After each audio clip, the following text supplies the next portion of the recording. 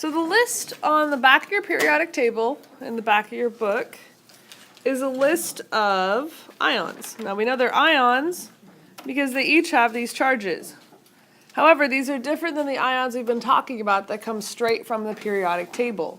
Each of these ions has multiple atoms inside of them. So what these are called are poly, which means many. So polyatomic,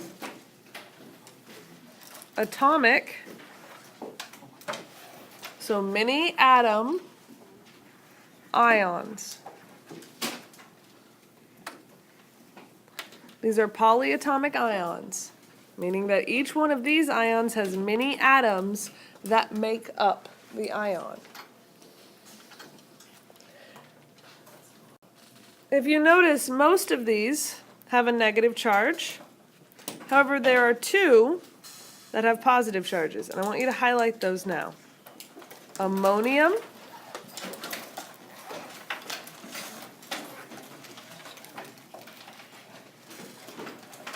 and hydronium. Ammonium and hydronium are the only two polyatomic ions that are positive, and therefore they are cations.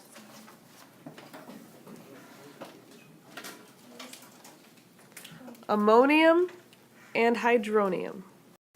Now you don't need to copy these notes, but make sure you pay attention because this is how I'm going to introduce these polyatomic ions. So if we had a polyatomic ion such as cyanide, it was Cn with a negative charge, which means I have a mass of a carbon and a nitrogen that are bonded together, and this whole thing has a negative charge. If this ion comes near a potassium, which is just a lone atom with a positive charge, I will need one of each, and my formula would be KCN.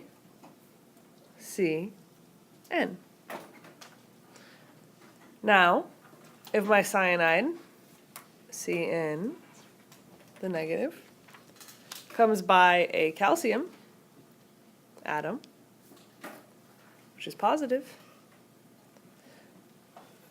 2, these would partially neutralize, but I would need another cyanide, which would give me a formula, calcium, Cn, and I have two of them. Now, if I just put a 2 here, that's not accurate. This isn't saying 2 CNs, this is saying 2 Ns. I want 2 of the whole thing, so I'm going to use parentheses. Okay? If I have a phosphate, so PO4, this whole thing has a 3- charge. And a magnesium with a 2+ floats by. These two will be attracted to one another, but there's not enough to cancel them out. So another magnesium is still attracted to it, but it's still not canceled out. Now there's more positives than negatives. So another phosphate is attracted. And then another magnesium. 2+. At this point, all of my charges are canceled. I have 6 negatives and 6 positives. So this whole thing is my compound, this giant mass of floating atoms together. And this formula would be Mg3,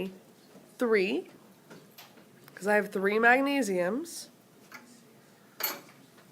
and PO4, now it's not PO42. That would mean 42 oxygens. You can't forget to put your parentheses. Okay. I have 2 of the phosphates, MgPO4. Okay. When my magnesium and my phosphate combine, I need 3 magnesiums and 2 phosphates. So let's go over the notes for these. Flip to page 70. Your homework will be to watch these two videos. This one's about 5 minutes, that one's 11, and answer these questions. But we're going to go on to our notes on page 71. So ionic compounds using polyatomic ions. Polyatomic ions are a group. So polyatomic ions are a group of two or more elements that have an overall ionic charge. Most of the time, polyatomic ions are anions. But there are a few cations. And we looked at two of those, ammonium and hydronium. So how do we write a formula? Well, we write it the exact same as we did yesterday when we had just the elements from the periodic table in single amounts. But we're just going to add a couple more things, such as the parentheses. So what is highlighted on this page already for you are the only changes that we're going to be making. The rest of these words are word for word what we just covered yesterday. So first, we write our cation symbol. Then we write the anion symbol. Notice how the S's are highlighted because if it's a polyatomic ion, then there are multiple element symbols inside that ion. Then we look at the periodic table or the polyatomic ion list in the back of your book to find the charges of each. To figure out the subscripts, we do the exact same thing we did yesterday. We use option A, which is logic, or option B, which is cross and reduce. The important thing here is that if we need to put a subscript, you need to put the polyatomic ion in parentheses, and we can never ever change the subscripts of a polyatomic ion. If the polyatomic ion is phosphate, it is PO4. There is nothing you can do about that. You cannot change the phosphate ion. So don't ever mess with the subscripts of the ion. The only thing you can do with the polyatomic ion is put a new subscript on the outside of parentheses to represent that I have multiple of that ion. So for an example, if I have barium, so barium, symbol is Ba, and I have nitrate, symbol NO3, put the cation first, then the anion. I look at their charges, barium is a 2+, nitrate is a 1-. Then I have two options again. Option 1, just use logic. If barium has a 2+ charge and nitrate has a 1-, I must need two of the nitrates to balance it out. Or option B, cross and reduce. Take the 2 from the barium, put it on the outside of parentheses around nitrate to say I need 2 nitrates. Okay, without those parentheses, that would say NO32. And we can't add about 30 new oxygens. Take the 1 from nitrate, pull it down, but we don't actually write 1s in our compound. So no matter what your answer comes out to be, Ba, NO3, 2 with the parentheses. So let's practice. Potassium chromate. Write your cation first, potassium, chromate, CrO4. Then we look at their charges. Potassium has a 1 charge, chromate has a 2 negative charge. We don't really need the positives and negatives if all we're doing is figuring out the subscripts. Take my 1 from the potassium, pull it down. I don't really need to write that. Take the 2 from the chromate and pull it down. And you get K2CrO4. Okay? Under no circumstance can you change the CrO4. If it says chromate, you must have CrO4. So next, we have magnesium oxalate. Cation first, magnesium. Oxalate. C2O4. Magnesium has a 2 charge. Oxalate has a 2 charge. Using logic, 2 and 2, they're going to cancel out. I just need one of each. Or cross and reduce. Take the 2 from here, put it on the bottom. Take the 2 from here, put it on the bottom. That cancels these out. But we need to reduce. If you cross, it's cross and reduce. So if it's possible to reduce, you must. So to reduce this, both of those cancel out to 1s. We don't write 1s. So MgC2O4.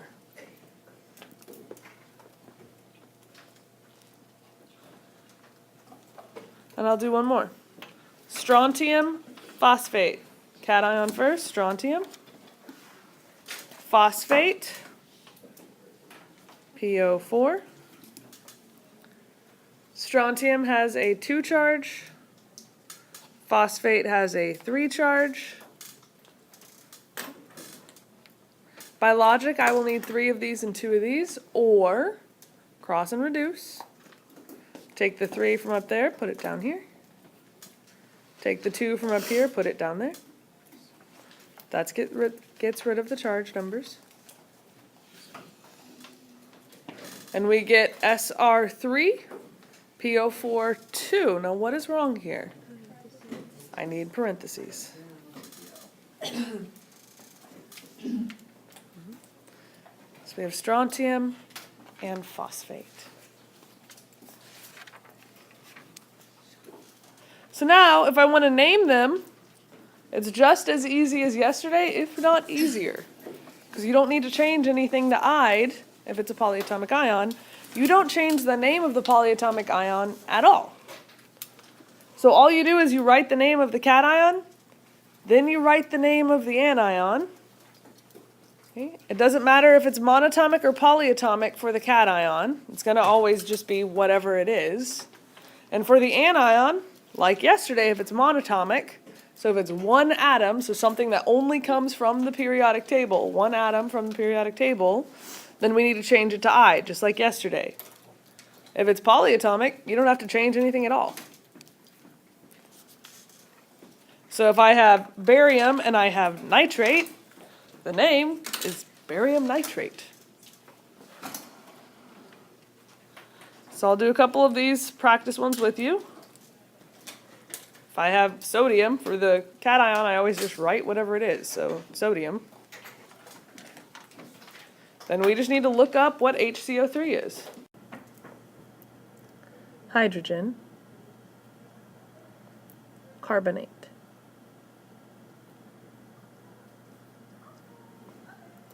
Now for H2O2, notice how there's a 2 on the hydrogen, so that means there was a 2 charge from oxygen, which makes sense.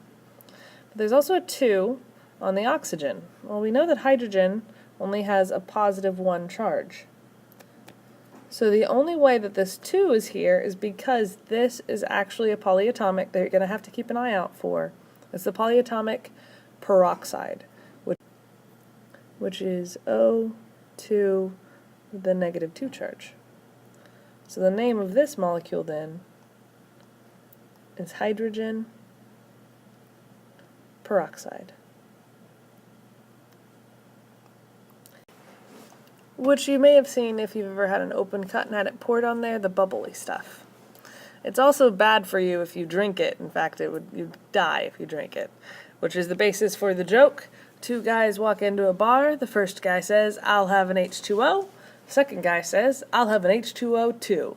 The second guy dies. Make sure you finish this page for your homework, and I'll see you tomorrow.